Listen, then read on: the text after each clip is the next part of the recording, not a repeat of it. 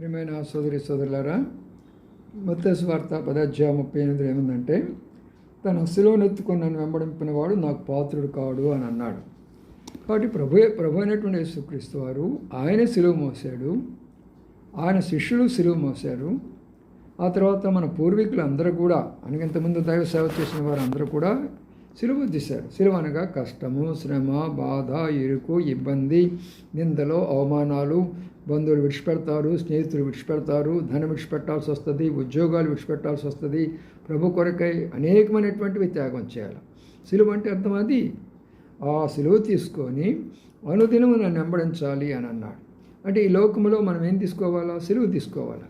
ఆశీర్వాదాలు కావాలా, ఆయన నాకు ఇది చేయాలా, నాకు అది చేయాలా, అది కాదు మనకు కావాల్సినటువంటిది. ప్రభాన్ని సిలువెత్తుకొని నడుస్తున్నా, నువ్వు నాకు తోడుగా ఉండు. ఆయన ఒక మాట చెప్పాడు, నా రాజ్యం, నా నీతిని వెతికితే మీకు కావాల్సింది నేను ఇస్తానని చెప్పాడు.